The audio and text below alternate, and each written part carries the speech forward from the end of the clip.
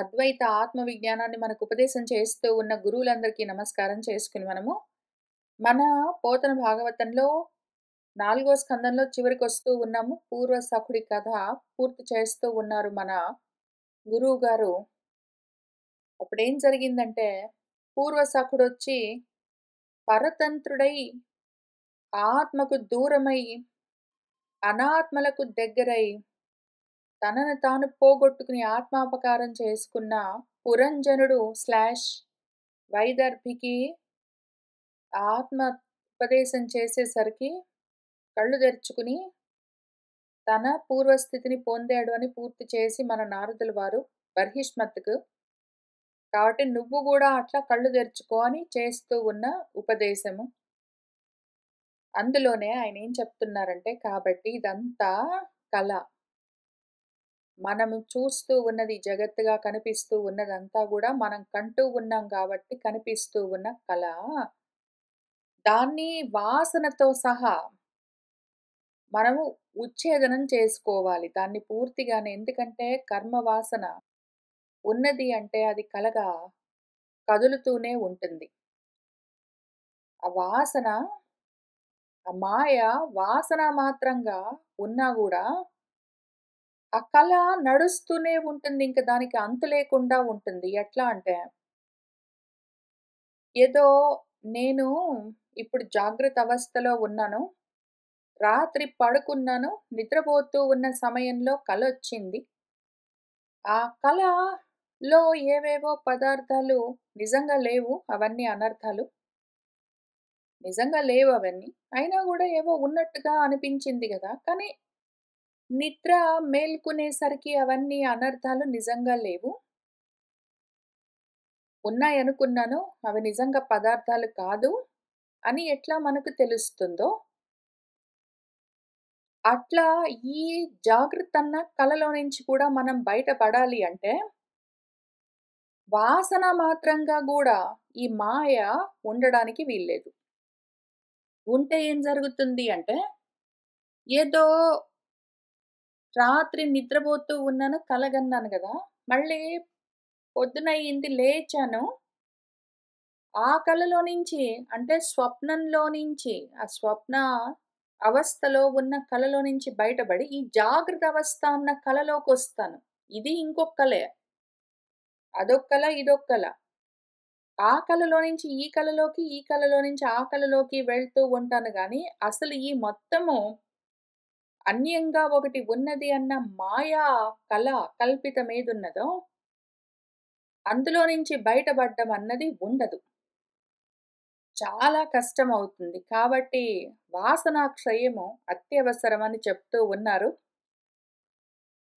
ఇంకక్కడి నుంచి కొన్ని కొత్త పద్యాలు చూస్తూ వెళ్దాము. నరనాథ వినుము. స్వప్నంబు చందంబున అజ్ఞాన విలసితం బగుటం చేసి తివిరి మిథ్యాభూత దేహాదిగమునకు అరయన్ నివర్తన ఆయాసము ఏటికే అని ఒకవేళ నీకు క్వశ్చన్ వచ్చి అంటివేనియు అన్నావనుకో. అర్థంబు లేకున్నను అర్థి సోపాధికంపైన మనము వాంఛతో స్వప్నము వర్తింపన్ పురుషునిగా బూని జాగ్రత్ బోధచేన్ ఉపాధి చెడక స్వాప్నిక సంస్కృతి విడువనట్లు తత్వ విజ్ఞానమున అవిద్య నివృత్తి దార దేహ ఆదిక నివృత్తి తగులకున్నన్ తివుటన్ సంస్కృతి తాను నివర్తింపకుండును. నీకో క్వశ్చన్ రావచ్చు. నువ్వేమనొచ్చంటే ఓ రాజా, ఓ బర్హిష్మత్, ఇంత విన్నాక నీకొచ్చే క్వశ్చన్ ప్రాబబ్లీ రావచ్చు. నువ్వేమనుకోవచ్చు విను. స్వప్నంలో తోచినట్టుగానే అజ్ఞానం వల్ల, మాయ వల్ల విలసితమై ఉండడం చేత ఇవన్నీ మిథ్యాభూతాలే కదా! నువ్వేం జెప్పావు? కలలో కన్నా పదార్థాల్లాగా నిజంగా ఇవన్నీ యదార్థం గావు. ఇవన్నీ అనర్థాలు. నిజంగా లేని పదార్థాలు. నువ్వు కలల్లో, స్వప్నంలో ఏదో చూసిన పదార్థాలు. కలలో నువ్వు ఏనుగెక్కుతావు, సినిమాకెళ్తావు, పర్వతం కింది నుంచి వెళ్తూ ఉంటావు, ఏదో నీళ్ళలో ఆడుకుంటావు, ఎవరో నీ తల తెగ కోస్తారు, ఏదో సింహం నిన్ను వెంట తరిమింది, ఏదో నువ్వు నీకిష్టమైన భోజనం తిన్నావు. ఇందులో ఏదైనా ఒక్క పదార్థమైనా నువ్వు మళ్ళీ మెలుకున్న తర్వాత నిజంగా ఉంటాయా? లేవు గదా! అన్నీ నీ కలలోని వస్తువులే. అట్లానే జాగ్రత్తలో కూడా ఇవన్నీ నిజంగా లేవు. మిథ్యాభూతమైన వస్తువులు. నీ దేహంతో సహా ఈ జాగ్రత్త అవస్థలో నువ్వు చూస్తూ ఉన్నవన్నీ కూడా మిథ్య. నిజంగా లేవు. ఆభాస అని నువ్వే గదా చెప్తూ ఉన్నావు గురువుగారు. మరి మళ్ళీ దీని గురించి ఆలోచిస్తే, ఆ కలలో, ఆ స్వప్నంలో చూసినవన్నీ ఎట్లా నిజంగా యదార్థం కాదో, ఈ జాగ్రత్తలో కూడా ఇవన్నీ యదార్థం కానే గావు గదా మరి. అట్లాంటప్పుడు వీటిని నివర్తింపజేసుకోవడం, పోగొట్టుకోవడం, ప్రయత్నపూర్వకంగా వీటిని పోగొట్టుకోవడానికి ట్రై చెయ్యడము. ఈ ప్రయాసాలన్నీ ఎందుకండి? ఏటికి? ఇప్పుడు కలలో దారిన బోయే పదార్థాలన్నీ చూస్తూ ఉంటాము, కంటూ ఉంటాము. మెలుకువొస్తే అవన్నీ లేవని తెలిసింది గదా! అయిపోయింది గదా! అట్లానే ఈ కలలో గూడా జాగ్రత్త అవస్థ అన్న కలలో గూడా ఉన్నవేవో ఎట్లైనా లేనే లేవు. ఉన్నాయని అనిపిస్తూ ఉన్నవి. మేలుకోగానే లేవని తెలుస్తుంది. ఇంక ప్రయత్నం చేయడం దేనికండి? ఈ ప్రయాసలెందుకు? ఈ ఆయాసాలని ఇంత ఆయాస పడడం ఎందుకండి? ఇంత నువ్వు నాకు ఉపదేశం చేయడం ఎందుకు? ఇంత నేను కూర్చొని శ్రవణం చేయడం ఎందుకు? ఇవన్నీ శాస్త్రాలేవేవో చెప్తూ ఉంటే వాటిని స్వాధ్యాయం చేయడం ఎందుకు? నేను ప్రవచనం చేయడం ఎందుకు? మననం చేయడం ఎందుకు? ఇవన్నీ ఎందుకండి ఇంత ప్రయాస? చప్పుడు చేయకుండా కూర్చుంటే మెలుకువొస్తే అవే పోతాయి. అంతే గదా! ఆ కలలో నుంచి నేనేమైనా ప్రయత్నం చేశానేంటి? అందులో నుంచి బయటపడ్డట్టే ఇందులోంచి బయటపడతాను గదా! అంటే, ఏటికి ఇంత ఆయాసము అని నువ్వు అంటివేని అన్నావనుకో చెప్తాను విను. అర్థం లేకున్నను నిజంగా ఈ పదార్థాలు లేకపోయినా కూడా ఉపాధి ఉన్నదా లేదా? ఈ ఉపాధి మనసంటేనే ఉపాధి. ఉపాధి అంటే ఉపాధీయతే అని ఏదైతే ధరిస్తుందో, ఆత్మ కాని వాటిని ఆత్మగా పట్టుకుంటుందో, అంటే అధ్యారోపణ చేసుకుంటుందో దాని పేరు ఉపాధి అని అర్థం. మనస్సు. ఈ ఉపాధి ఉన్నది గదా! మనస్సు. ఇది జాగ్రత్త అవస్థలో ఉంటుంది, స్వప్నావస్థలో ఉంటుంది. అది ఓన్లీ సుషుప్తిలో లయమవ్వడం వల్ల అప్పుడేమి కనిపించవు. అది అన్యథా గ్రహణం అప్పుడు చేయలేదు గానీ, జాగ్రత్త, స్వప్న రెండవస్థల్లో ఆ మనస్సు దేన్నో దాన్ని పట్టుకుంటూనే ఉంటుంది. అది ఉపాధి గాబట్టి దాని పనది. అదట్లా కోరికలతో ఉంటుంది. వాంఛలతో స్వప్నంలో ప్రవర్తిస్తూ ఉన్న మనిషి జాగ్రత్తలోకొచ్చేసరికి ఆ ఉపాధి అట్లానే ఉన్నది గాబట్టి, వాడికి 2 కంటిన్యూ అవుతాయి. వాడికేమవుతాయంటే, మనందరికీ ఉన్న ఎక్స్‌పీరియన్స్ వాడు కలగంటూ ఉన్నాడు. వాడికి మెలుకువొచ్చింది. మెలుకువొచ్చినాక కూడా వాడికి ఆ కల కొంతసేపు జ్ఞాపకం ఉంటుంది. కాబట్టి ఆ కల ఇంకా కంటిన్యూ అవుతూనే ఉంటుంది వాడి మనసులో. ఆ కలలో వాడేదో తోచినవన్నీ, చూసినవన్నీ ఏవున్నాయో వాటిని మళ్ళీ జ్ఞాపకం చేసుకుంటూనే ఉంటాడు. ఎందుకు? ఇదే మనసు అక్కడ ఉన్నది, ఇక్కడ ఉన్నది అదే మనసు ప్రవర్తిస్తూ ఉన్నది గాబట్టి, అక్కడ చూసినవేవేవి ఉన్నాయో వాటిని ఇక్కడ గూడా అది తలుచుకుంటూ, జ్ఞాపకం చేసుకుంటూ కంటూనే ఉంటుంది మరి. పైగా అంత మాత్రమే గాదు.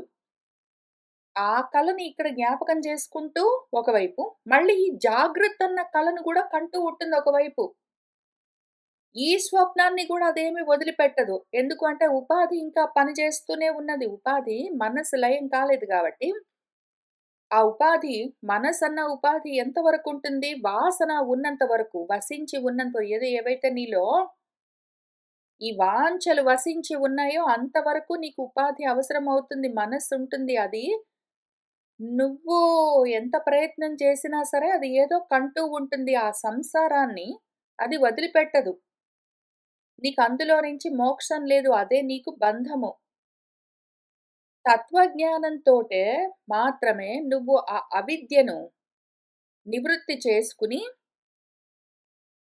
అంటే భార్య లేదా భర్త, దేహము, బిడ్డలు, ఇల్లు, కారు, ఉద్యోగము అని ఏవేవైతే ఉన్నాయో వాటన్నింటిని నివృత్తి చేసుకోవాలి. అట్లా తగులకున్ననట్లా చేసుకోకపోతే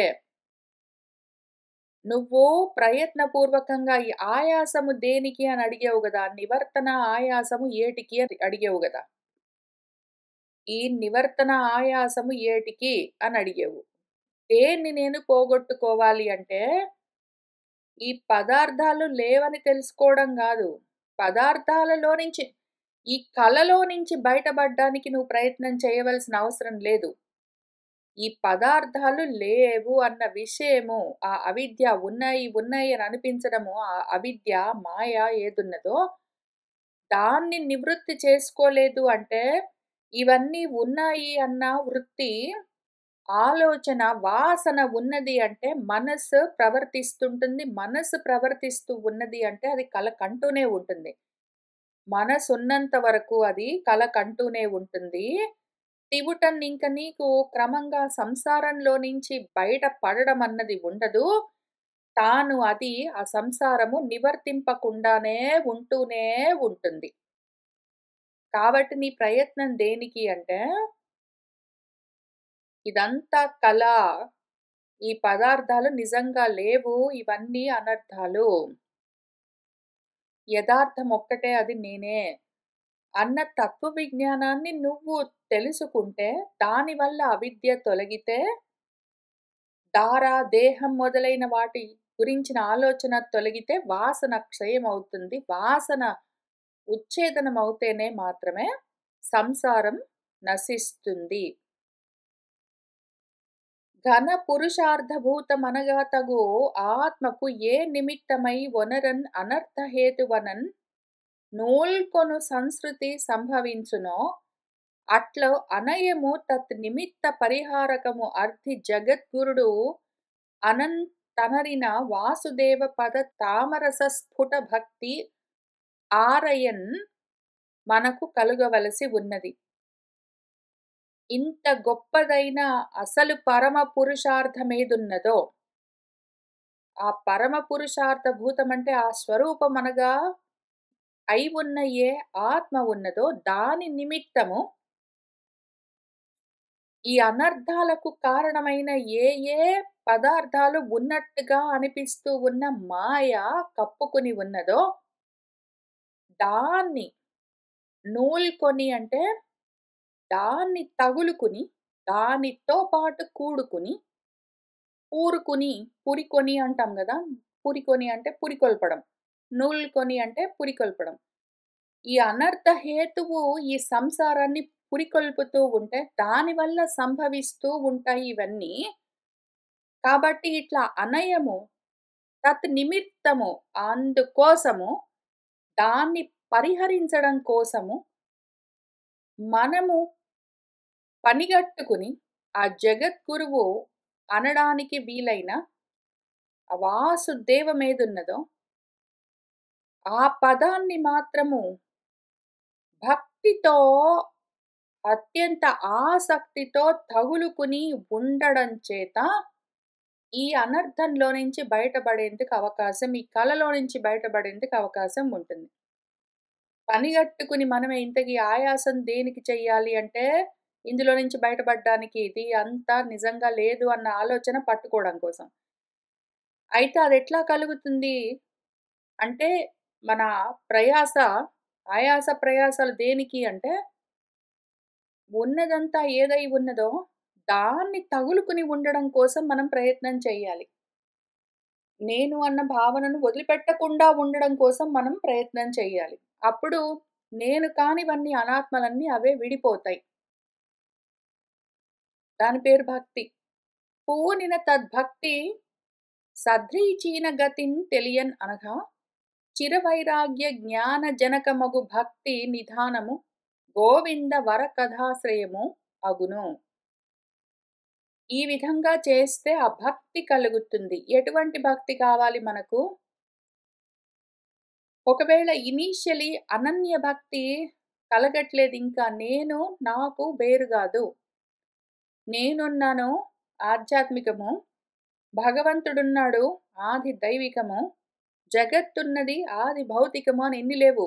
ఉన్నదంతా అనన్యం ఒక్కటే, ఏకం ఏవ అద్వితీయము అని తెలుసుకున్న భక్తి బాగుంటుంది. కానీ అంతవరకు ఇంకా రాకపోతే సద్రీచీనంగా ఉండాలి. సద్రీచీనము అంటే సన్నిహితంగా, స్నేహం. స్నేహం అంటే గూడా జిడ్డు తగులుకొని ఉండడం. నాకు సఖుడు. ఆత్మ నాకు సఖుడు. ఎందుకు అంటే ఇక్కడ చెప్తూ ఉన్నదే అది. పూర్వ సఖుడి కథ చెప్తూ దాన్ని పూర్తి చేస్తూ ఉన్నారు కాబట్టి, సద్రీచీనం అని చెప్పారంటే నాకు సఖుడు ఆత్మ అన్న ఉద్దేశంతోటే కనీసం దాన్ని గట్టిగా పట్టుకోవాలి. తర్వాత అది మళ్ళీ నాకు వేరుగా లేదు నేనే అని తెలుసుకోవచ్చు. ముందసలు ఆ ఆత్మ నాకు సఖుడు, నాకు సుహృత్, నాకు అత్యంత సన్నిహితము అన్న ఆలోచనే లేకుండా ఉంటే, నాలోనే నేనే అయి ఉన్న ఆ ఆత్మను వదిలిపెట్టి బయట ఏవేవో ఉన్నాయి అని వెతుకుతూ తిరిగితే అంతవరకు మనకు ఈ కలలో నుంచి బయటపడేందుకు అవకాశం ఉండదు. అందుకని ఆత్మ నాకు అత్యంత సన్నిహితము. నాకు సుహృత్, నా స్నేహితుడు, నా సన్నిహితుడు అన్న ఉద్దేశంతోటే తెలుసుకుంటూ ఉండాలి. అటువంటి భక్తి కలగాలి. ఎప్పుడైతే ఇటువంటి భక్తి కలుగుతుందో అప్పుడు చిరమైన వైరాగ్యము, జ్ఞానము ఈ రెండింటిని కలిగించే అవకాశం ఆ భక్తే ఇస్తుంది. ఇటువంటి భక్తి ఇప్పుడు ఎక్స్‌ప్లెయిన్ చేసుకున్న లాంటి భక్తి కలిగిందంటే ఆ భక్తితో వైరాగ్యం, దాంతో జ్ఞానం కలుగుతాయి. భక్తి కలిగితే జ్ఞాన వైరాగ్యాలొస్తాయి. భక్తి, జ్ఞాన వైరాగ్యాలు ఒక గ్రూప్. భక్తి కలిగితే జ్ఞాన వైరాగ్యాలొస్తాయి. భక్తి లేకపోతే జ్ఞాన వైరాగ్యాలుండవు. భక్తి లేకపోతే అంటే రోజుకి 4 గంటలు పూజలు చేస్తాను, గుళ్ళ చుట్టూ తిరుగుతాను, బొట్లన్నీ బెట్టుకుంటాను, నైవేద్యాలన్నీ ఇస్తాను, పద్యాలన్నీ చదువుతాను, గుక్క తిప్పుకోకుండా విష్ణు సహస్రం అంతా చదువుతానంటే ఇవన్నీ భక్తి గాదు. భక్తి అంటే ఆత్మకు తగులుకుని ఉండడము. అది నేనే అన్న ఉద్దేశంతో లేదా అది నాకు అత్యంత సన్నిహితము అన్న ఉద్దేశంతో, అది నా స్నేహితుడు, ఆత్మ నాకు స్నేహితుడు, నా సుహృత్ అన్న ఉద్దేశంతో అదే భావనను తగులుకుని ఉండడము. అదే భావనని తగులుకుని ఉండడం. ఆత్మ భావన చెయ్యడం పేరు భక్తి. అటువంటి భక్తి కలిగితే జ్ఞాన వైరాగ్యాలు కలుగుతాయి. ఇటువంటి భక్తి కలగాలంటే ఎట్లా కలుగుతుంది? ఇటువంటి భక్తి కలగాలంటే అదెట్లా కలుగుతుంది అంటే, అందుకని కథలు విను.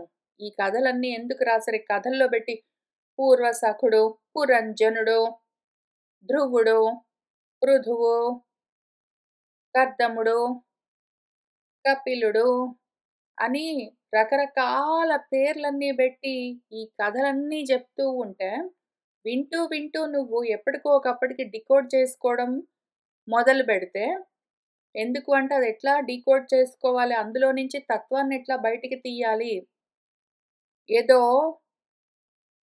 ఆకులో నుంచి ఈనె పైకి తీసినట్టు ఎట్లా తీయాలి అని వాళ్ళే చూపిస్తారు. మన గురువులు, మన వ్యాసుల వారు పురంజనోపాఖ్యానాన్ని ఎట్లా అర్థం చేసుకోవాలి యథాతథంగా, యాథాత్మ్యంగా అని చూపించినట్టు చూపిస్తారు. అట్లా ఒకవేళ ఈ కథలు వింటూ, వింటూ, వింటూ అందులోని తత్వాన్ని పట్టుకుంటే భక్తి కలుగుతుంది. అటువంటి భక్తి కలిగితే వైరాగ్య జ్ఞానాలు కలుగుతాయి.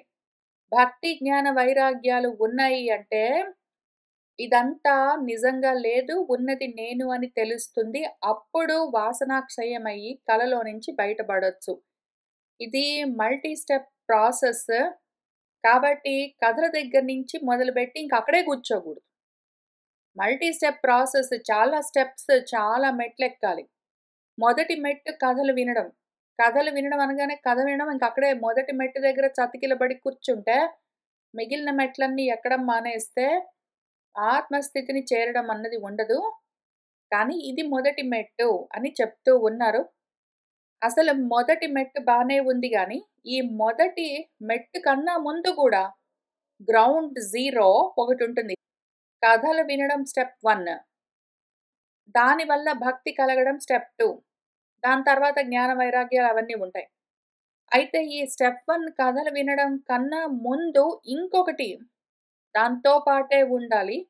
అదేమో చెప్తున్నారు చూద్దాం.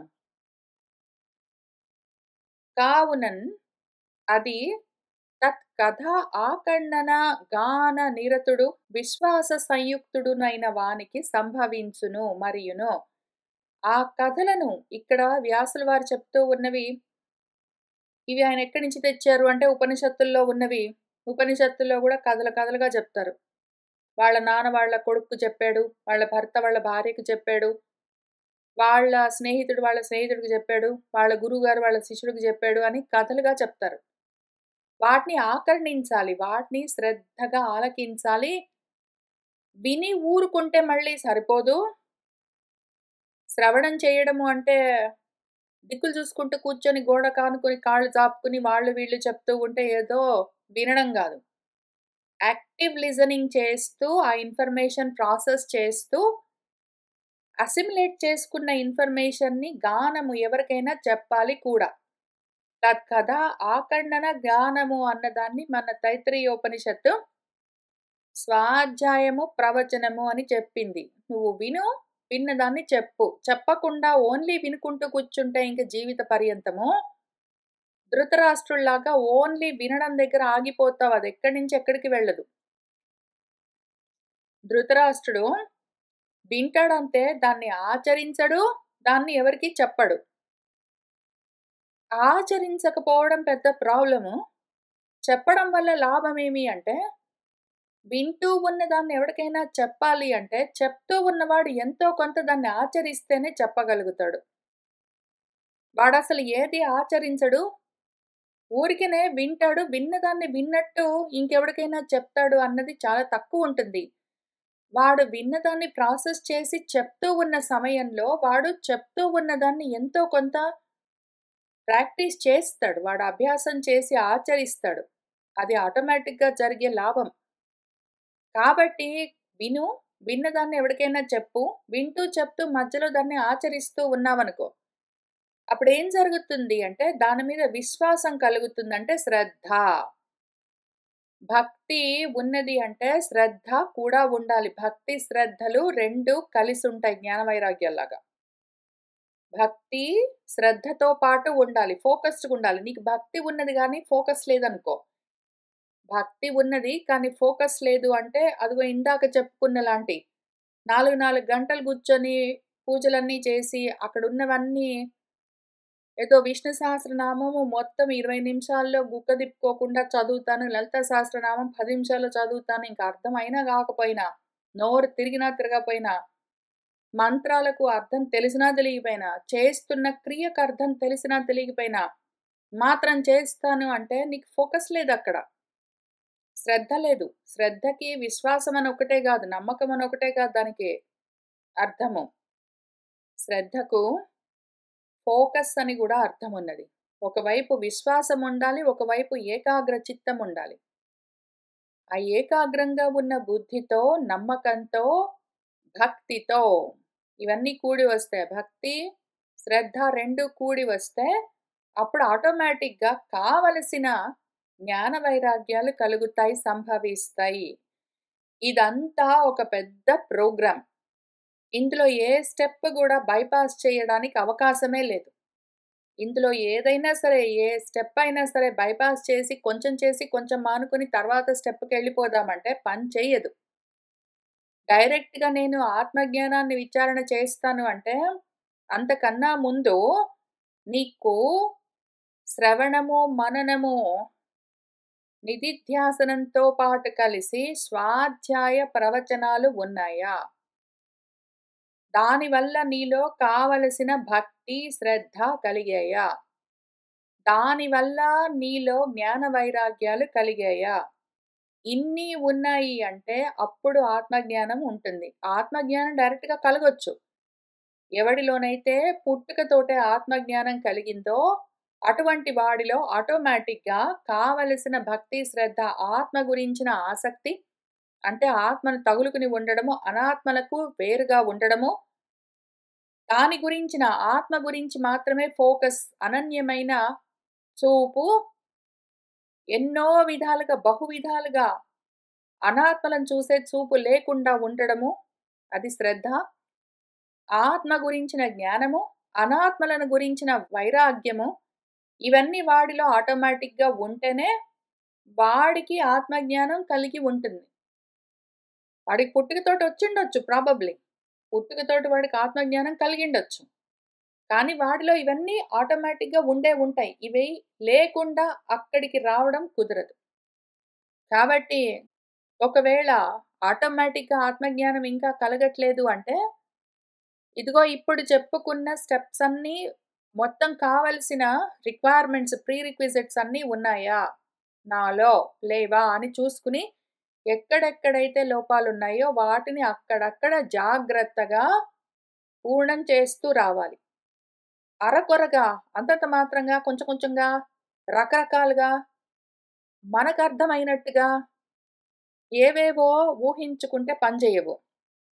యథాశాస్త్రం బుద్ధిలో సుపరినిశ్చితంగా తెలుసుకున్న విషయాన్ని, ఆ జ్ఞానాన్ని వాడుతూ ఇక్కడ చెప్తూ ఉన్నవన్నీ నాలో ఉన్నాయా లేవా అని వాటిని నింపుకుంటూ రావాలి. అట్లా నింపుకుంటూ, నింపుకుంటూ, నింపుకుంటూ వచ్చినప్పుడు ఎప్పుడైతే శ్రద్ధ, భక్తి, జ్ఞాన, వైరాగ్యాలన్నీ నిండాయో ఆ శ్రవణం మొదలైన వాటితో, శ్రవణం మొదలైనవి హెల్ప్ చేస్తాయి. వాటితో ఇవన్నీ నింపుకుంటూ వస్తే అప్పుడు కావలసిన స్థితిని చేరొచ్చు. ధర సాధులు విమలాంతఃకరణులు భగవత్ గుణానుకథన శ్రవణ స్ఫురిత స్వాంతులు అనఘులు వరధిషణులు అయిన భాగవత జనుల సభలో సరసోదార మహాత్మ ముఖరితములగు మధు విరోధి కమనీయ గుణోత్కర సురుచిర చరితామృత పరిపూరిత వాహినులను పరమ ప్రీతిన్ మనమలరగ శ్రోత్రాంజలులను పానము చేయు పుణ్యులకు క్షుత్, తృష్ణ, ఘన భయ, శోక, మోహము మొదలైనవి అనయమును సోకకుండా ఉంటాయి ఓ అవనీనాథ. కాబట్టి ఇప్పుడు శ్రవణం ఎంత రిక్వైర్మెంట్, శ్రవణం చాలా ముఖ్యమని చెప్పుకున్నాం కదా! శ్రవణమన్న రిక్వైర్మెంట్ మనము ఫాలో అవుతూ ఉంటే శ్రద్ధ, భక్తి సరే కలుగుతాయి తర్వాత గాని, శ్రవణం ఎట్లా చేయాలి? దానివల్ల మనకి ఇమ్మీడియేట్‌గా తెలియవలసిన, మనకు వెంటనే తెలుస్తూ ఉన్న లాభాలు ఏమి అని ఇక్కడ చెప్తూ ఉన్నారు. మనలో శ్రద్ధ, భక్తి, జ్ఞానము, వైరాగ్యం కలిగాయా లేదా తర్వాత చూద్దాం. అసలు శ్రవణము చెయ్యమన్న పద్ధతిలో చేస్తూ ఉన్నామా లేదా? యథాశాస్త్రం యథా కర్తవ్యం బుద్ధౌ సుపరినిశ్చితం అర్థంతో కూడి యాక్చువల్‌గా శ్రవణం ఎట్లా చెయ్యమంటున్నారు అని తెలుసుకుని చేస్తున్నామా లేదా? అని మనము గుర్తించడానికి ఇక్కడ 2, 3 పద్యాలు చెప్పారు. వాటిని చూద్దాము. ఇది ఓన్లీ మనం ఇందాక చెప్పుకున్నట్టు గ్రౌండ్ జీరో. శ్రవణం ఎట్లా చెయ్యాలి అక్కడ. ఇంకా తర్వాత స్టెప్స్ చాలా ఉన్నాయి. అసలు శ్రవణం కరెక్ట్‌గా చేస్తున్నామా లేదా మనము? గుడ్డెద్దు చేలో పడ్డట్టు ఊరికినే బాడీ అక్కడ ప్రెజెంటింగ్ చేసి వింటున్నామా? యాక్టివ్ లిజనింగ్ చేస్తున్నామా లేదా? అని చూసుకోవడానికి ఈ పద్యాలు హెల్ప్ చేస్తాయి. చూద్దాం. ఈ భూమి మీద సాధువులుంటారు. అంటే సన్మార్గంలో ఉన్నవాళ్ళు. సన్మార్గంలో ఉన్న వాళ్ళకున్న లక్షణమేమి? విమలమైన అంతఃకరణం ఉంటుంది. వాళ్ళ అంతఃకరణంలో కోపము, క్రోధము, భయము, లోభితనము మొదలైనవి ఉండవు.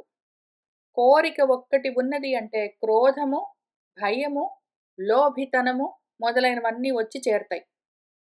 వాడిలో ఒకవేళ కోరిక లేదనుకోండి, వాడికి అనాత్మల గురించిన కామం లేదు అంటే అది క్రోధంగా పరిణామం చెందడము, ఆ క్రోధం కాస్త మోహంగా మారడము, అది ఏదో భ్రమగా మారడము, బుద్ధి నశించడము, ప్రణాశం కలగడము ఇటువంటివన్నీ ఉండవు.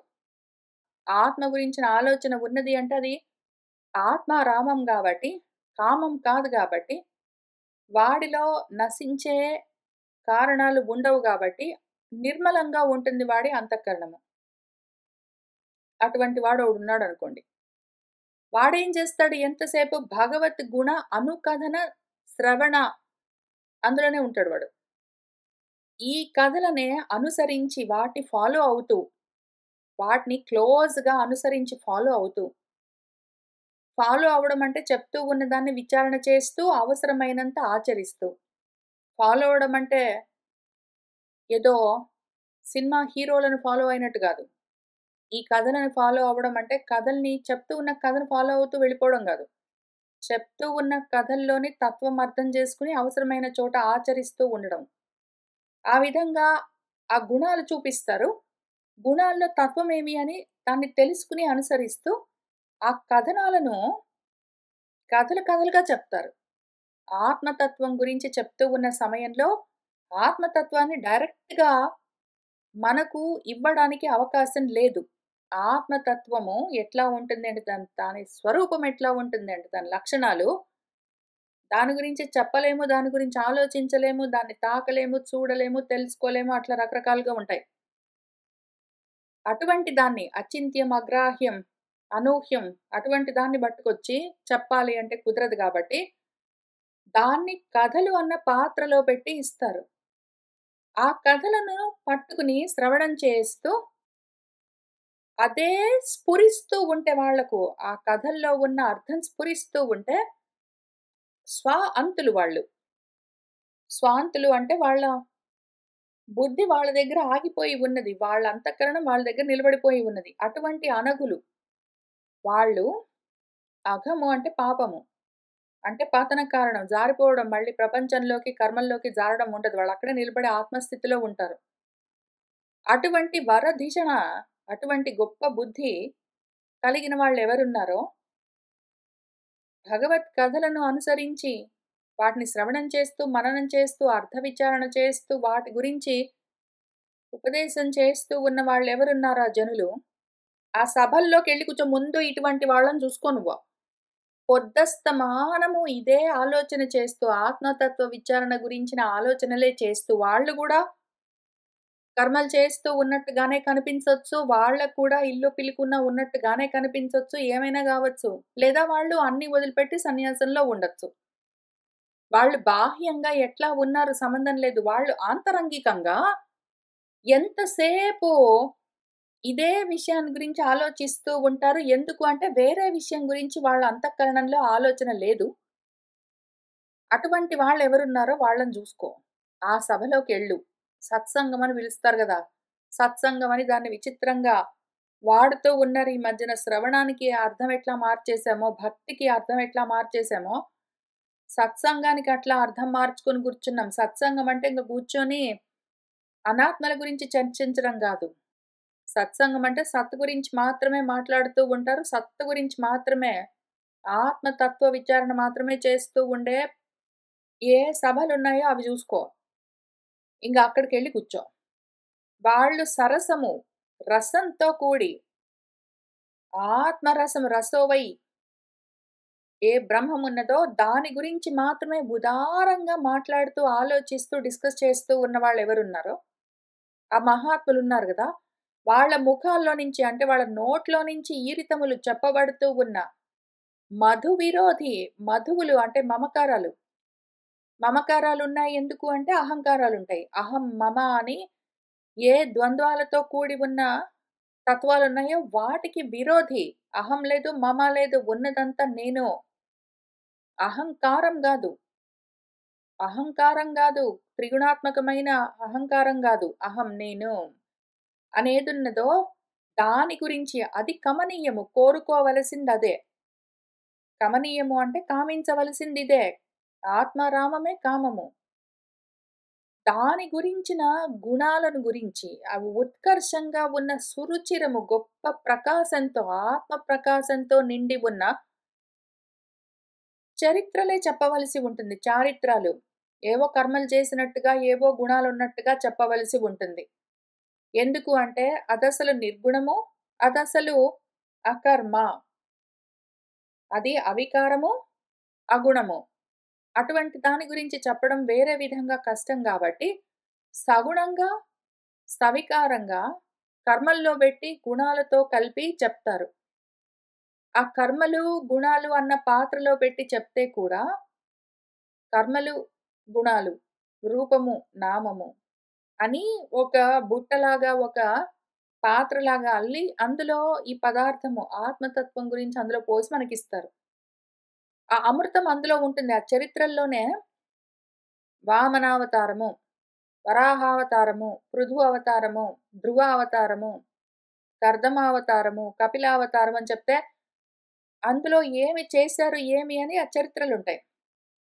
అయితే అవన్నీ పాత్రలు. వాటిలో అమృతం ఉంటుంది ఆత్మతత్వము. దానితో పరిపూరితము పూర్తిగా నిండి ఉంటాయవి. అటువంటి వాహిని జలప్రవాహాలను పరమ ప్రీతిగా శ్రవణం చేస్తూ ఉండాలి. వాళ్ళ దగ్గరికి ఎవరి దగ్గరికెళ్లి కూర్చోవాలి, ఎటువంటి వాళ్ళని చూసుకోవాలి. ద్వైతం మాట్లాడే వాళ్ళ దగ్గరికెళ్లి కూర్చుంటే వాళ్ళు ద్వైతమే మాట్లాడతారు. మనం ప్రపంచంలోనే ఉంటాము. ఎవరైతే అద్వైతం, ఆత్మతత్వ విజ్ఞానం మాట్లాడుతూ ఉన్నారో ఆధ్యాత్మికం, ఆది భౌతికం, ఆది దైవికం గాదు. ఆ దేవతను పూజన చేశావనుకో, ఈ దేవతను ఉపాసన చేశావనుకో, ఈ గుళ్ళ చుట్టూ తిరిగావనుకో, ఆ తీర్థాలను సేవించావనుకో, ఈ దానాలు చేశావనుకో, ఈ పూజలు చేశావనుకో అని చెప్తూ ఉన్నవన్నీ గూడా. ఆ గుళ్ళకెళ్ళు, ఈ తీర్థాలు సేవించు అంటే ఆది భౌతికము. ఆ దేవతల్ని పూజించు, ఇవి చెయ్యి, అవి చెయ్యి అంటే ఇవన్నీ ఆది దైవికము. ఆది దైవికాలు, ఆది భౌతికాలు గాదు. ఓన్లీ ఆధ్యాత్మికం మాట్లాడే వాళ్ళెవరున్నారో చూసుకో. ఆ తర్వాత వాళ్ళు అదే మాట్లాడుతూ ఉంటారు గాబట్టి, వాళ్ళు చెప్తున్నది పరమ ప్రీతితో వింటూ ఉండు. ఎట్లా? ఉత్త పరమ ప్రీతే గాదు.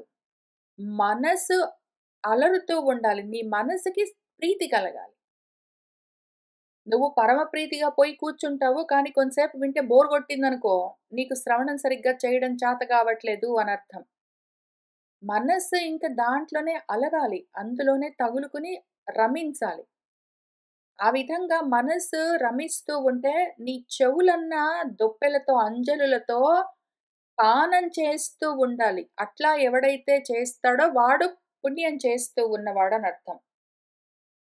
ఎప్పుడైతే ఆత్మ గురించి విచారణ చేస్తాడో అటువంటి కర్మలన్నీ పుణ్యకర్మలు. ఎప్పుడైతే అనాత్మల గురించిన కర్మలు చేస్తాడో అవన్నీ పాపకర్మలు. వీడు ఆత్మ గురించిన ప్రయత్నాలు, ఆయాసాలు, ప్రయాసాలు చేస్తున్నాడు కాబట్టి వీడు పుణ్యుడు. ఇటువంటి పుణ్యులకు ఇంక ఆకలి లేదు, దాహము లేదు, భయము లేదు, శోకము లేదు, మోహము లేదు. ఉన్నాయి అనుకోండి.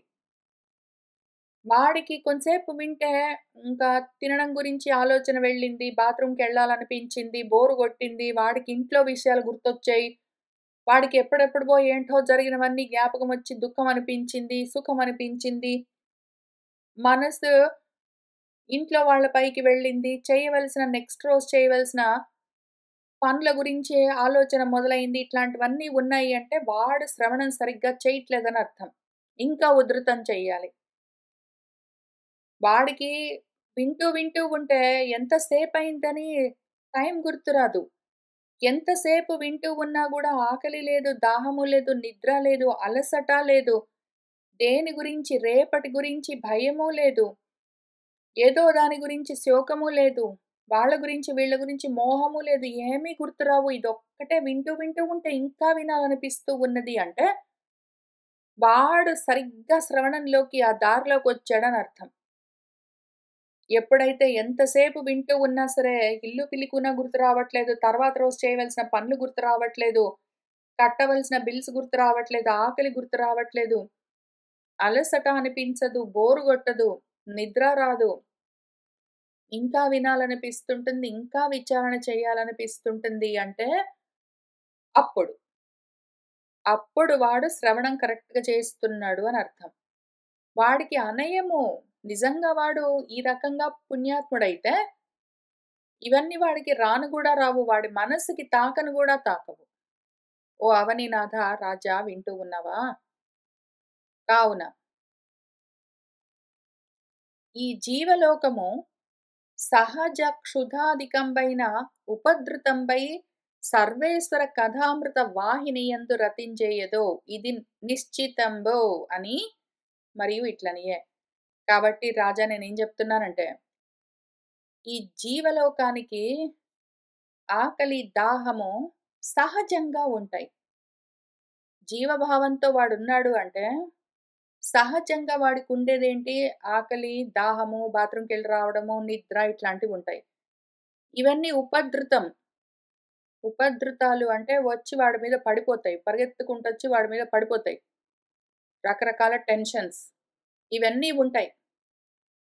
అయితే ఈ రకంగా ఈ టెన్షన్స్‌తో వాడికి సహజంగా నేచురల్‌గా వాడు కొంతసేపు కూర్చోగానే వాడికి ఆకలేసింది. ఇంక ఇంటికి పోతే, సరే ఏదో గంట సేపు విన్నాం గదా! ఇంటికి పోయామనుకో ఏమైనా వండుకొని తినొచ్చు, లేతే వండి పెడతారు తినొచ్చు.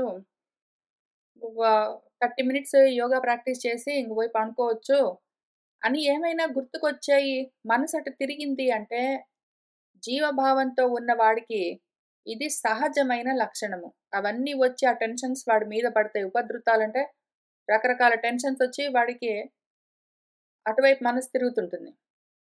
వాడికి అప్పుడు ఈ సర్వేశ్వరుడి కథ ఎంత అమృతంలాగా ఎవడైనా నోరుబోంగా చెప్తున్నా సరే, ఆ వాహిని ఉద్ధృతితోటి వాళ్ళు చెప్తూ ఉంటే వీడు వెనక నుంచి లేచి ఎళ్ళిపోతాడు. లేదా అదిగో ఆన్‌లైన్‌లో వింటూ ఉన్నాడు అంటే, వాడేవో బ్లూటూత్‌లన్నీ పెట్టుకొని చెవుల్లో పనులు చేసుకుంటూ అప్పుడప్పుడు కాస్త కాస్త వింటాడు. వాడికి దీని మీద మనసు జారిపోతుంది. రతి చెయ్యదు. ఇది నిశ్చితం. ఇది గ్యారంటీ. వాడు ఆత్మ భావనతో ఉన్నాడు. ఆత్మలోకంలో ఉన్నాడు అంటే వాడికి సహజంగా అంటే ప్రకృతి సహజంగా దేహానికున్నవన్నీ గుర్తుకు రావు.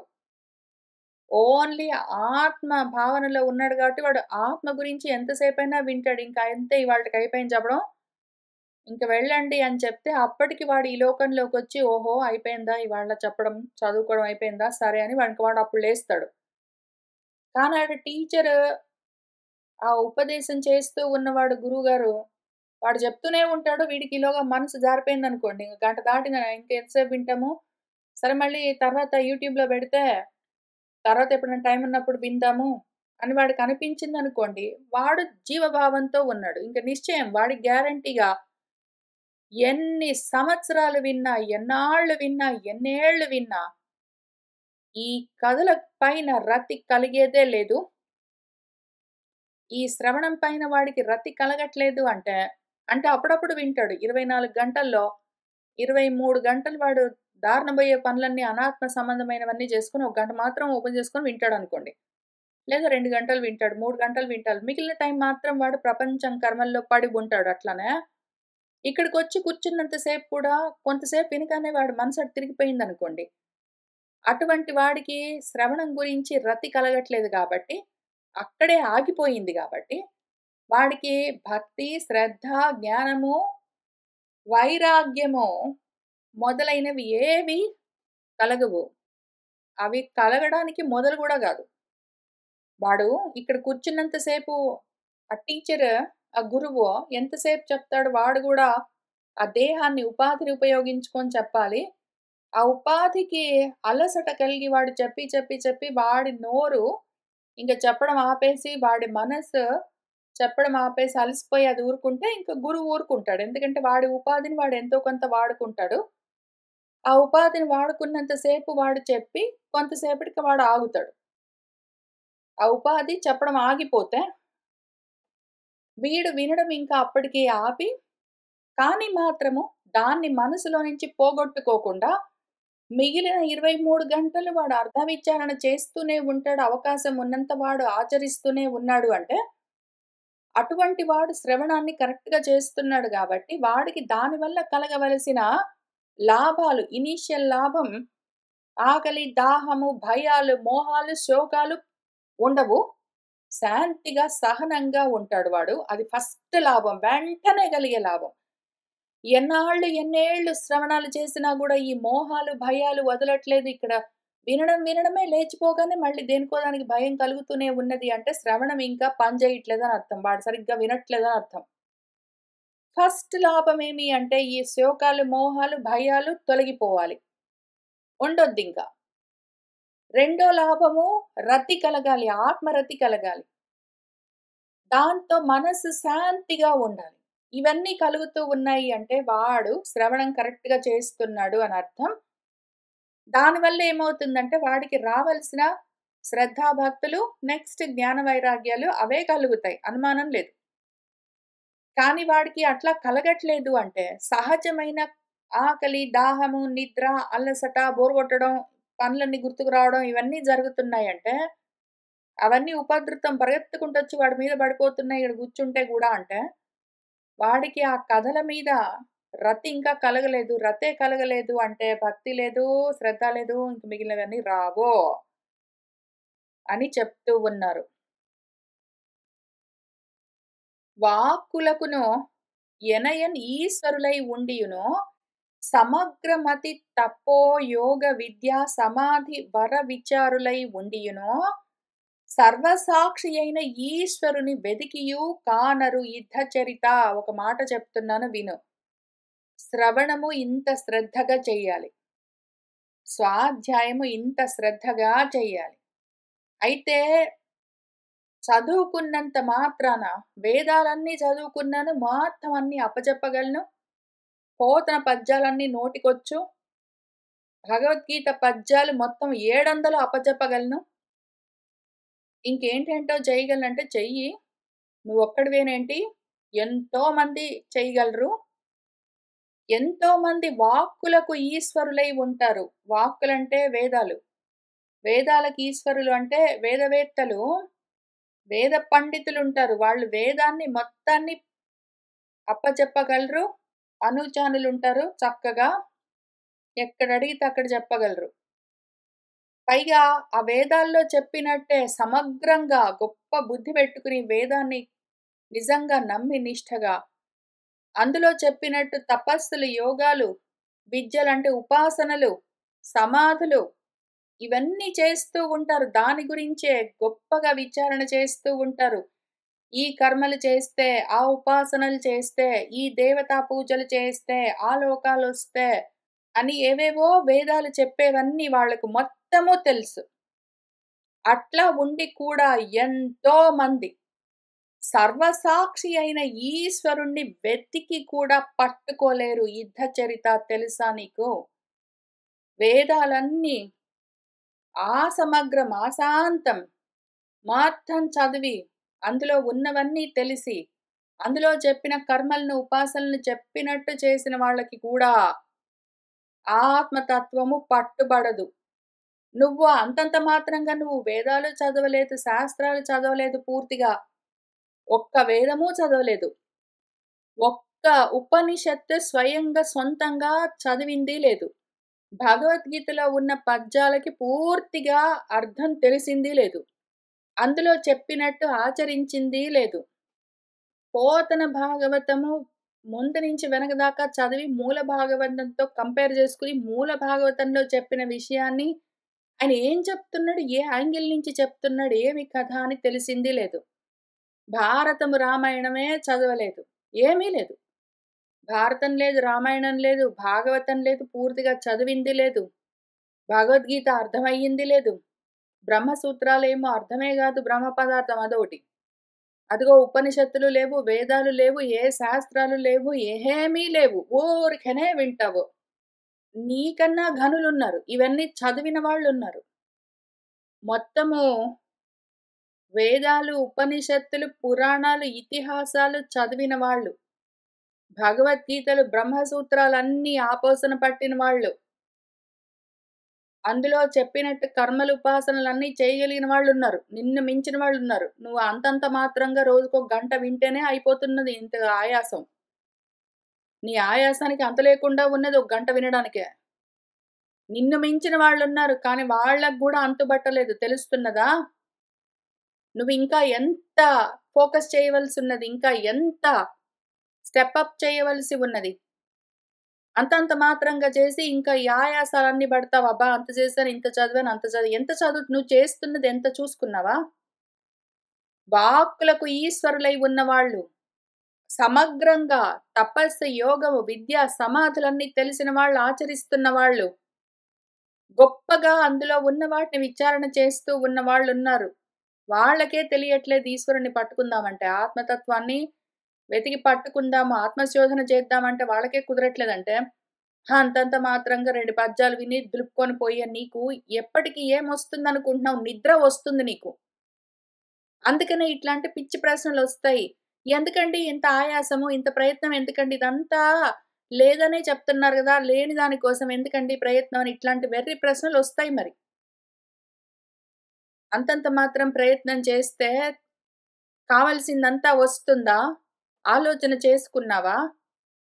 ఇంకా చెప్తా పట్టు అదెట్లా అంటే, ఘన విస్తారము, అపారము, అద్వయము అనంగానొప్పు వేదము తాము అనువర్తించుచు మంత్రయుక్తి వివిధంబైనట్టి దేవాఖ్య శోభన సామర్థ్యము చేతన్ ఇంద్రముఖ రూపంబు ఇష్టదైవంబుగా కని వేడ్కన్ భజించు వారలు కనంగా నేర్తురే ఈశ్వరుణ్ణి. మన వేదము అంతంత మాత్రం గాదు. వేదము సముద్రంలాగా ఉంటుందది. వేదము సముద్రంలాగా ఉంటుంది. ఘనమైన విస్తారము, విస్తృతి చాలా ఎక్కువ. అపారము దానికి అంతు లేకుండా ఉంటుంది. అది అద్వయం అని చెప్పారు. ఏమో తెలీదు. అద్వయం అని రాశారా ఇందులో మూలంలో చూద్దాం. శబ్ద బ్రహ్మణి దుష్పారే చరంతః ఉరు విస్తరే మంత్రలింగైః వ్యవచ్ఛిన్నం భజంతః న విదుః పరం. శబ్ద బ్రహ్మము అంటే వేదము దుష్పారము. దానికి అంతు లేకుండా ఉంటుంది. నువ్వు ఎంత చదివితే అంత ఉంటుంది. అందులో నుంచి నువ్వు మొత్తం అర్థం చేసుకొని ఆ తత్వాన్ని బయటికి ఏదో ఆకులో నుంచి ఈన తీసినట్టు తీయాలి అంటే దానికి వేరే రకం మైండ్ సెట్ ఉండాలి. వేదాన్ని మొత్తాన్ని అధ్యయనం చేసి ఉన్నదంతా ఆచరిద్దామంటే కుదరదు. అది ఉరు విస్తారం. దాని విస్తృతి అట్లా ఉంటుంది కాబట్టి అది దుష్పారం. ఇంతే చెప్పారు. దుష్పారం, విస్తారం అని చెప్పారు.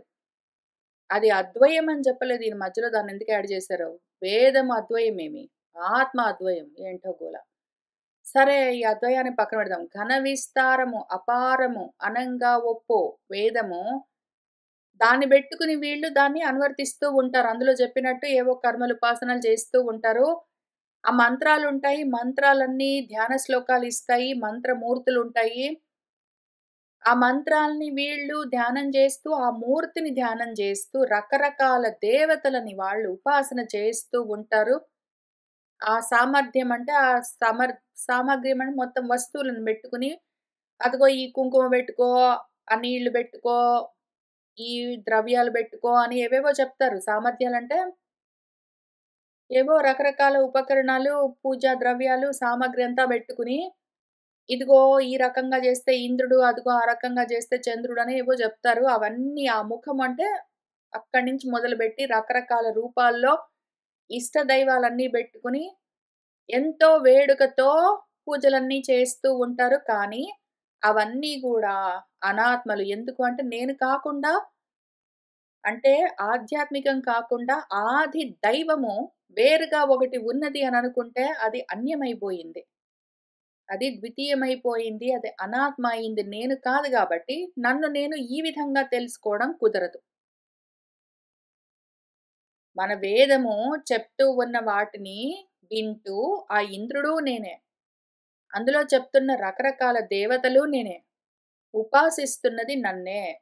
ఆసనము. సమీపే పక్కనే ఆసనము. నా దగ్గర నేను ఉండడము. ఆత్మ సమీప నా స్వరూపంలో నేను ఉండడము అని తెలుసుకోకుండా, ఇవి నిజంగా వేరేగా రెండోవి నాకు వేరుగా ఉన్నాయి అని ఆది దైవికంగా ఎన్ని ఉపాసనలు చేసినా సరే, నువ్వు దానాలు చేసావనుకో, నువ్వు ధర్మాలు చేసావనుకో, నువ్వు ఈ కర్మలు చేసావనుకో, ఈ పూజలు చేసావనుకో, ఈ యాత్రలు చేసావనుకో అని చెప్తూ ఉన్నవన్నీ ఆ ప్రదేశాలు బెట్టుకుని భౌతికమైన పదార్థాలతో చేసేవన్నీ ఆది భౌతికాలు. ఆది భౌతికంగా, ఆది దైవికంగా నువ్వు ఎన్ని చేసినా సరే వేదం చెప్తున్న దాన్ని సరిగ్గా పట్టుకోక, వేదం ఒకటి చెప్తుంటే నువ్వు వేరేవన్నీ పట్టుకుని ఎందుకంటే దానికి వేరే అవకాశం లేదు మరి.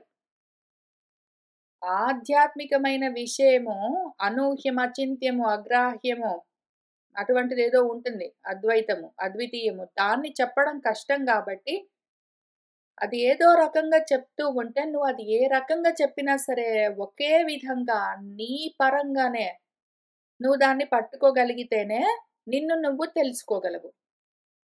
లేకుండా వేదాలు చెప్పిన దాన్ని బెట్టుకుని, ఏవో దైవాలు అనగానే ఉపాసనలు చేస్తూ, ఏవో ధర్మాలు అని యజ్ఞాలు అనగానే కర్మలు చేస్తూ కూర్చున్నావంటే ఆ విధంగా చేసిన వాళ్ళు ఎంత శ్రద్ధతో, ఎంత భక్తితో చేసినా, ఆ భక్తి, ఆ శ్రద్ధ 2 ఆ ఫోకస్, ఆ తగులుకొని ఉండడము 2 అనాత్మల గురించి కాబట్టి, వాళ్లకు ఆత్మ తెలిసేందుకు అవకాశమే ఉండదు.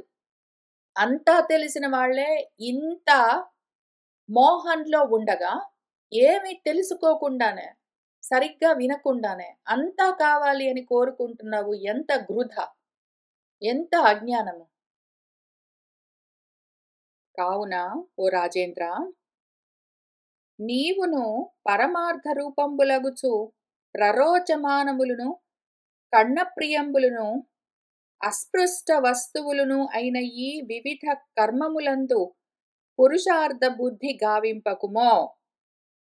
అతిఘన స్వాంతులైనట్టి వారు పరగు జనార్దన ప్రతిపాదకంబైన శృతి కర్మపరము అని చూపుచుండువారు వేదజ్ఞులు అనదగువారు కారు.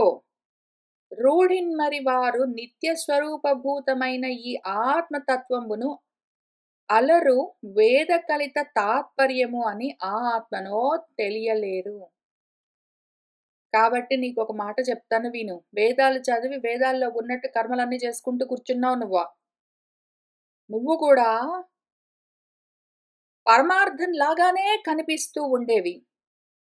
నువ్వు ఈ దానాలు చేసావనుకో, ధర్మాలు చేసావనుకో, యజ్ఞాలు చేసావనుకో, దర్భలన్నీ పరుచుకుని ఇంకేంటో చేసావనుకో అని చెప్తూ ఉన్నవన్నీ ఉంటాయి వేదాల నిండా.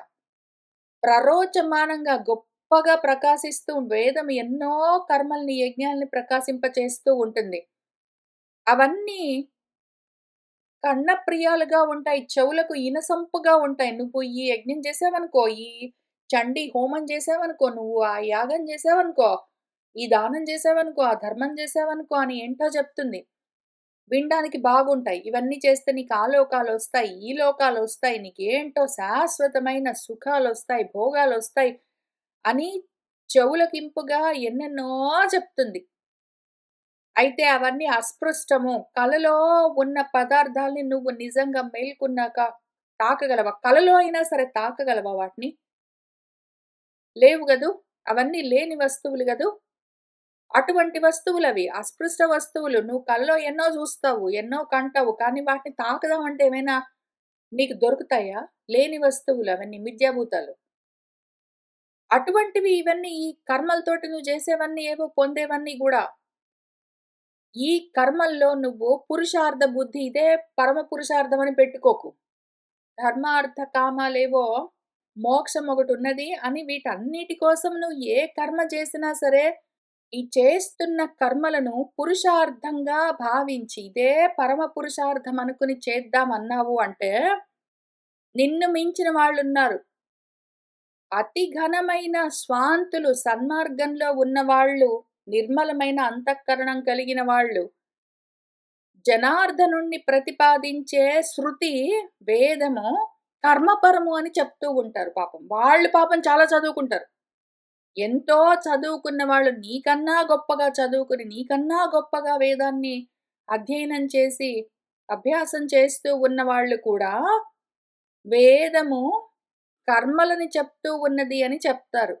వాళ్ళందరూ ధర్మ జిజ్ఞాసతో ఉంటారు. వేదాన్ని ధర్మ జిజ్ఞాసతోటే అప్రోచ్ అవుతారు.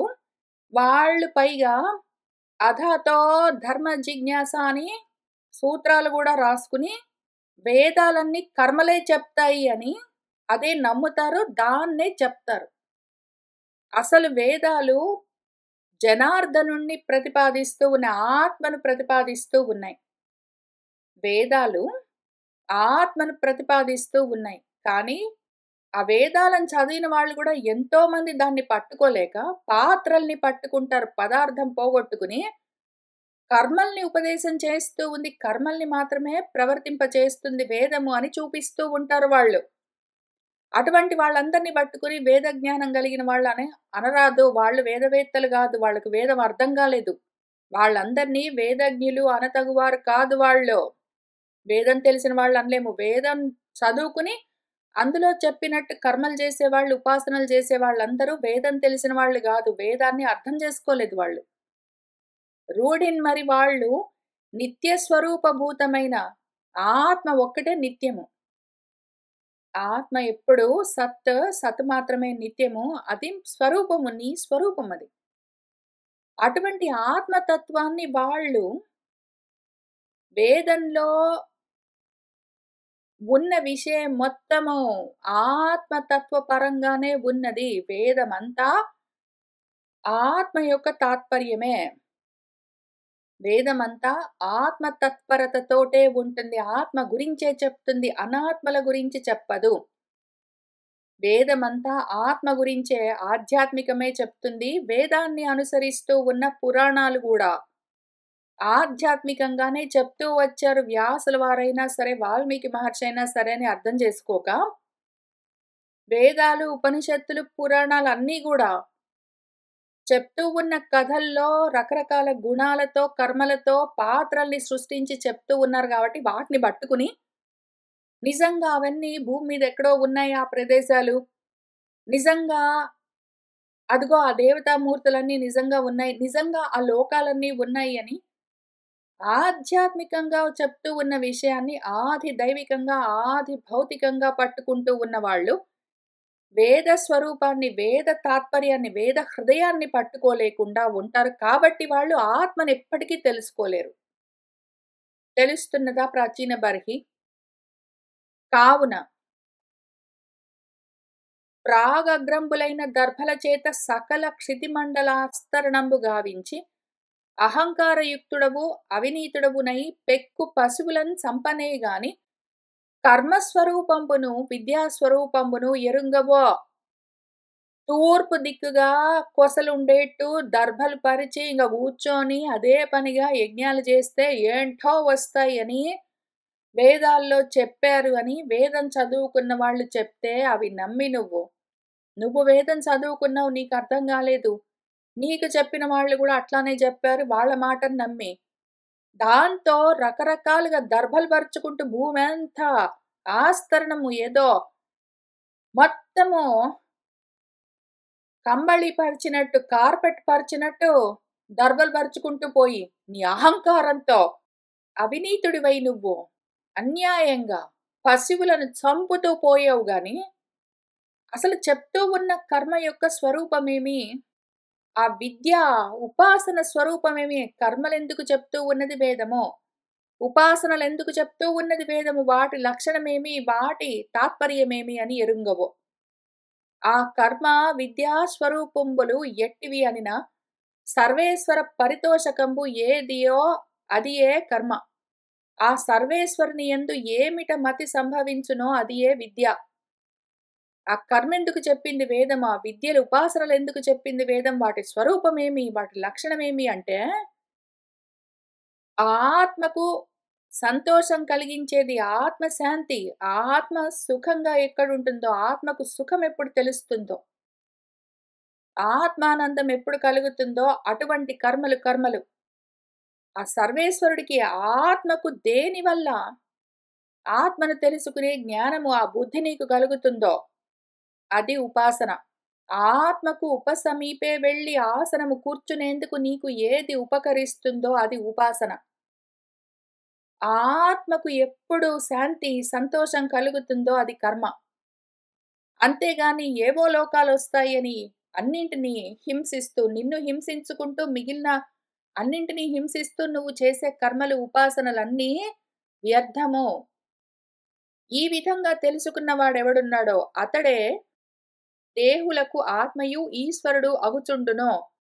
వాడెవడున్నాడో ఈ కర్మలు, ఉపాసనలు చేస్తూ వేదం చదువుకుంటూ, అర్థం చేసుకుంటూ, వాటిని ఆచరిస్తూ ఉన్నవాడు ఎవడున్నాడో వాడే ఈ దేహాల్లో ఉన్న ఆత్మ కూడా వాడే. ఆ దేహాలను పెట్టుకుని వాడు చేస్తూ ఉన్న ఉపాసనల్లో ఉన్న ఈశ్వరుడు కూడా. ఆ దేహంలో ఉన్న వాడెవడున్నాడో వాడే ఆత్మ, వాడే ఈశ్వరుడు. ఆ దేహాల్లో ఉన్న నేను అంటున్న వాడెవడున్నాడో వాడే ఆత్మ. ఆత్మ మళ్ళీ వేరేగా లేదు. ఈశ్వరుడు మళ్ళీ వేరేగా లేడు. వాడే ఆత్మ, వాడే ఈశ్వరుడు. ఆ రకంగా ఉన్నాడు కాబట్టి పురుషులకు క్షేమకరంబైన ఆశ్రయంబు తత్పాదమూలంబు. ఈ విషయం అర్థం కావాలి అంటే మనుషులేం చెయ్యాలి అంటే వేదంలో చెప్పినట్టు ప్రాణిహింస చేస్తూ, కర్మలు చేసుకుంటూ, ఉపాసనలు చేసుకుంటూ కూర్చోవడం కాదు.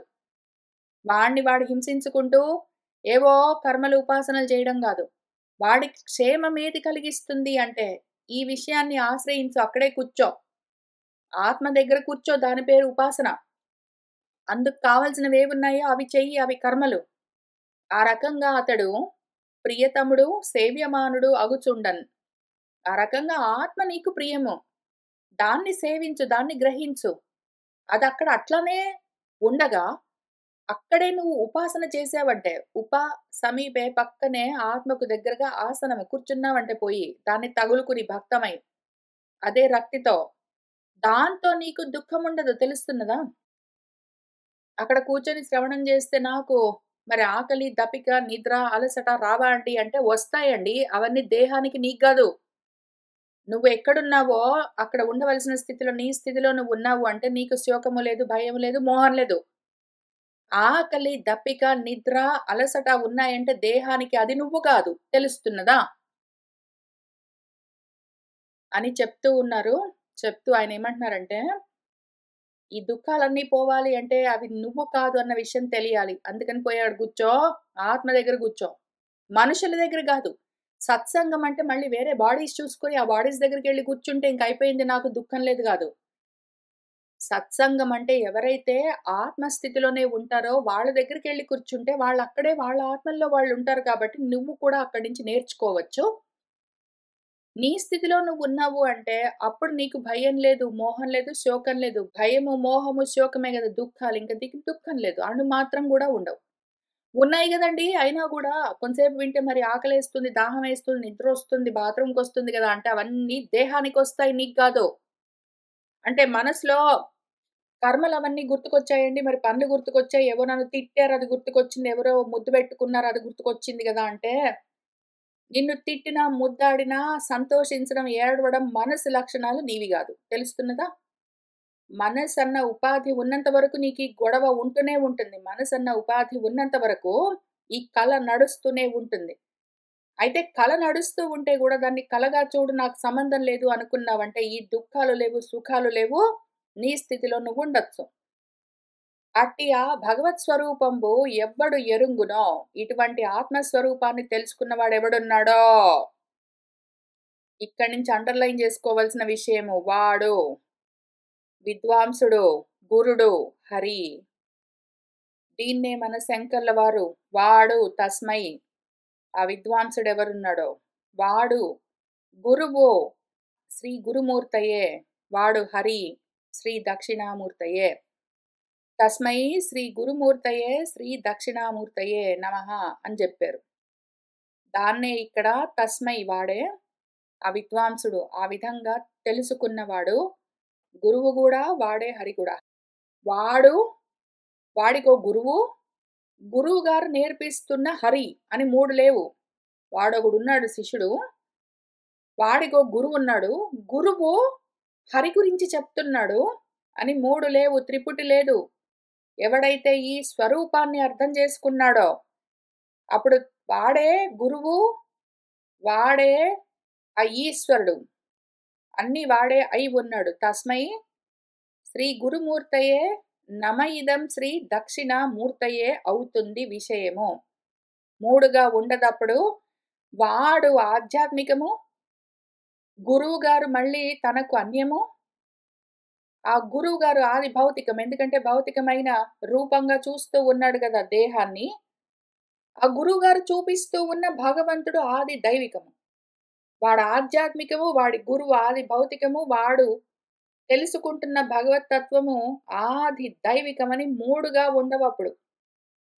ఆధ్యాత్మిక, ఆది దైవిక, ఆది భౌతికాలన్న తాపత్రయాలు 3గా ఉంటే తాపముంటుంది. 3 ఒక్కటే అయిపోతుందప్పుడు. వాడే గురువు, వాడే దైవం అన్నీ వాడే అని తెలుస్తుంది. అక్కడికి వెళ్ళాలి. తెలుస్తున్నదా? అని చెప్తూ ఉన్నారు. ఇంకా అప్పుడు ఇదంతా విని మన నారదుడు చెప్పిన మాటలకు, ఆ నారదుడు చెప్పిన ఉపదేశము పూర్తి కాగానే మన ప్రాచీన బర్హికి ఇంకా ఒక ప్రశ్న మిగిలి ఉన్నది. ఆయన ఇంకొక ప్రశ్న వేస్తాడు. ఈ మధ్యలో నేను జరుపుకుంటూ వస్తున్న పద్యాలన్నీ మూలంలో కూడా ప్రాక్షిప్తంగా ఉన్నాయి. ఆ ప్రాక్షిప్తాలన్నింటినీ దాటుకుంటూ నేను విషయాన్ని మాత్రం చెప్తూ వస్తూ ఉన్నాను. కాబట్టి ఇక్కడ మన నారదుల వారు చెప్పడం పూర్తి చేయగానే ప్రాచీన బర్హి అడగబోతూ ఉన్న ప్రశ్న ఏమి? దానికి గురువుగారు నారదుల వారు చేస్తూ ఉన్న ఉపదేశం ఏమి? అని మనము మళ్ళీ వచ్చే వారం కలిసి కూర్చొని చదువుకుంటూ ముందుకు వెళ్దాము. ఇవాల్టికి ఇక్కడికి ఆపుతున్నాను. కోరుకున్న వాళ్ళందరికీ అద్వైత ఆత్మ విజ్ఞానం కలగాలని ఆశిస్తూ ఉన్నాను. శుభం భవతు.